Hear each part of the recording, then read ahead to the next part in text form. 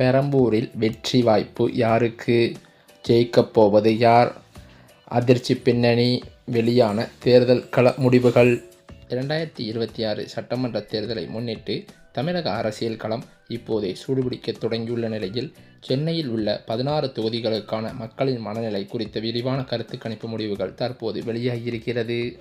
தமிழக அரசியல் களத்தில் நடிகர் விஜயின் தமிழக வெற்றிக் கழகத்தின் வருகையானது பாரம்பரிய திராவிட கட்சிகளான திமுக மற்றும் அதிமுகவிற்கு பெரும் சவாலாக உருவெடுத்திருக்கிறதாம். கடந்த 2021 தேர்தலில் திமுக மற்றும் அதிமுக அணிகளுக்கிடையே வெறும் 6% வாக்கு வித்தியாசமே இருந்த நிலையில், தற்போது விஜய் பிரிக்கப் போகும் வாக்குகள் யாருடைய வெற்றியை தீர்மானிக்கும் என்ற எதிர்பார்ப்பு அதிகரித்திருக்கிறது. சி ஓட்டர் மற்றும் NDTV நிறுவனத்தின் ஆய்வின்படி, விஜய் குறைந்தபட்சம் 8% முதல் அதிகபட்சமாக 14% வரை வாக்குகள் பெற வாய்ப்புள்ளதாக கணிக்கப்பட்டுள்ளது.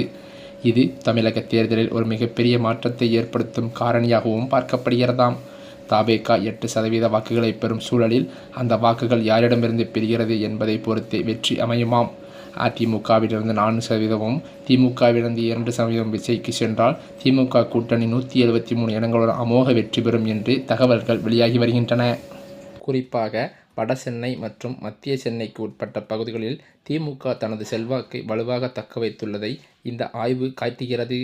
RK நகர் போன்ற அதிமுகவின் பாரம்பரிய கோட்டையிலேயே திமுகவின் JJ எபனேசர் 42% வாக்குகளுடன் முன்னிலையில் இருப்பது ஆளுங்கட்சிக்கு சாதகமான அலையை வெளிப்படுத்தியிருக்கிறது. மிகவும் உற்றுநோக்கப்படும் பெரம்பூர் தொகுதியில் ஒரு பெரிய அரசியல் மாற்றம் நிகழ வாய்ப்புள்ளதாக இந்த தகவல்கள் வெளியாகியுள்ளன. தமிழக வெற்றிக் கழகத்தின் தலைவர் விஜய் பெரம்பூர் தொகுதியில் நேரடியாக களம் காணும் நிலையில், அவர் 43% வாக்குகளுடன் முதலிடத்தில் இருப்பதாக கணிக்கப்பட்டுள்ளது. திமுகவின் சிட்டிங் MLA சேகர் 33% வாக்குகளுடன் 2ஆம் இடத்தில் இருக்கிறாராம். ஒருபுறம் விஜயின் சினிமா கவர்ச்சி மற்றும் இளைஞர்களின் ஆதரவு அவருக்கு பெரும் பலமாக இருந்தாலும், மறுபுறம் தொகுதி மக்களுடன் நெருக்கமான தொடர்பில் இருக்கும் RT சேகரின் களப்பணி விஜய்க்கு ஒரு கடும் சவாலாகவே அமைகிறது. பாமகவின் திலகபாமா மற்றும் நாம் தமிழரின் வெற்றி தமிழன் ஆகியோர் இந்த போட்டியில் பின்தங்கியே இருக்கின்றனர். மேலும் அது மட்டுமில்லாமல், முதலமைச்சர் MK ஸ்டாலினின் தொகுதியான கொளத்தூரில் அவர் தனது அசைக்க முடியாத ஆதிக்கத்தை தொடர்ந்து நிலைநாட்டி வருகிறாராம். கடந்த முறை 60% வாக்குகளை பெற்ற அவர் இந்த முறையும் 56% வாக்குகளை பெற்று ஹாட்ரிக் வெற்றியை தாண்டி 4வது முறையாக வெற்றி பெறுவார் என்றும் எதிர்பார்க்கப்படுகிறது.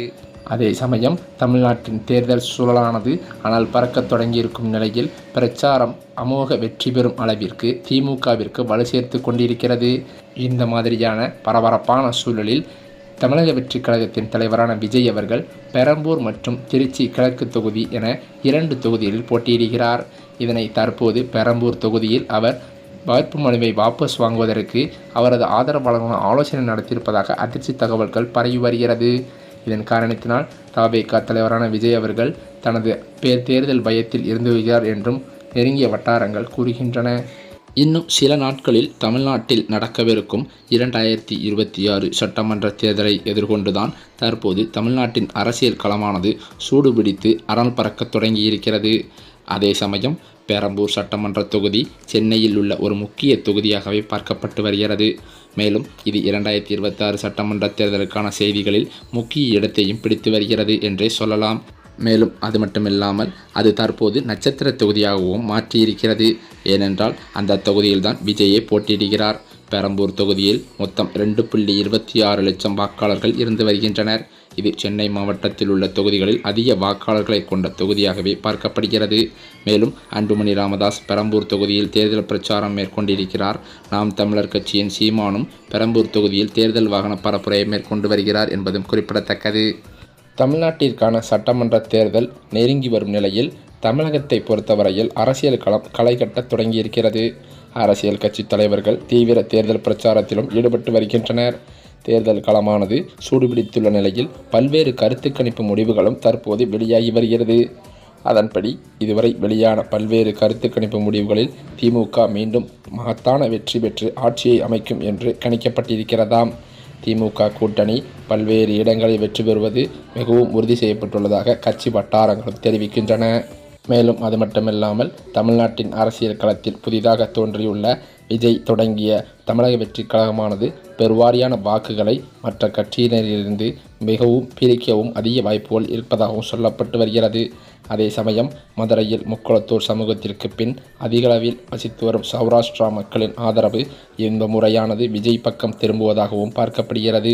ஏனென்றால் லோக்சபா தேர்தலின் போது சௌராஷ்டிரா மக்களின் ஆதரவு பாஜக பக்கம் சென்ற நிலையில் இந்த முறையோ அந்த வாக்குகளை விஜய் அதிக அளவில் பிரிப்பதாக தெரிய வந்துள்ளது.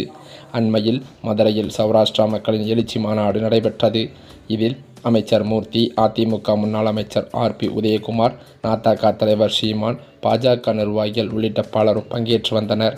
அப்போது சௌராஷ்டிரா மக்கள் தரப்பில் தங்கள் தரப்புக்கு முக்கியத்துவம் அளிக்கும் கட்சிகளுக்கு ஆதரவு அளிப்போம் என்றும் தீர்மானம் போட்டனர். இதன் காரணமாகவே காசி தமிழ் சங்கத்திற்கு மதுரையில் இருந்து அதிக அளவிலான சௌராஷ்டிரா மக்களை பாஜக அனுப்பி வைத்தது.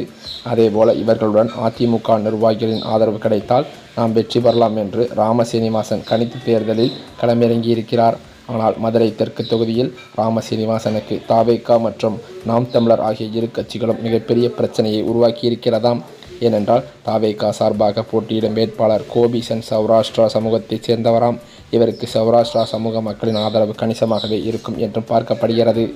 ஆனால் ராமசீனிவாசன் தெலுங்கு ரெட்டியார் சமூகத்தைச் சேர்ந்தவர் என்பதால் அவருக்கு தேர்தலில் வாக்கு விகிதத்தை குறைப்பதற்கு அதிக வாய்ப்புகள் இருப்பதாகவும் சொல்லப்படுகிறது. அதே சமயம் விஜய்க்கு தாவேகா நிர்வாகிகள் மத்தியிலேயே பெரும் அதிருப்தி நிலவி வருவதாகவும் சொல்லப்படுகிறது. இந்த சூழ்நிலையில்தான் நடிகர் விஜய் எடுக்கும் முடிவே தமிழகத்தின் அடுத்த முதலமைச்சர் யார் என்பதை தீர்மானிக்கும் காரணியாகவும் இருக்கப்படுகிறது. தாவேகா பெற்றுள்ள 55 இடங்கள் என்பது ஆட்சியை தீர்மானிக்கும் கிங் மேக்கர் அந்தஸ்தை அவருக்கு வழங்குவதாகவும் சொல்லப்பட்டு வருகிறது.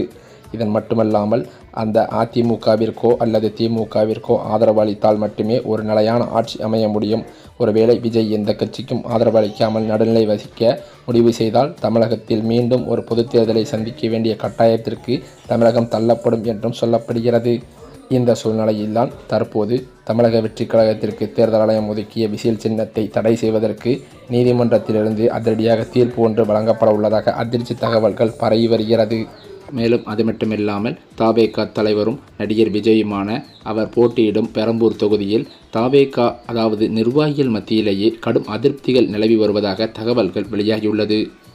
அதே சமயம் தமிழக வெற்றிக் கழகத்தில் பல்வேறு பொறுப்புகள் வழங்கப்படாத தொண்டர்களுக்கு கடும் அதிருப்தி நிலவி வருவதால் தமிழக வெற்றிக் கழகத்திற்கு ஓட்டு போடுவதற்கே பலதரப்பட்ட நிர்வாகிகள் கடும் கோபத்தில் இருந்து வருவதாகவும் இதனால் பெரம்பூரில் வாக்கு சதவீதம் குறைய இருப்பதாகவும் சொல்லப்படுகிறது.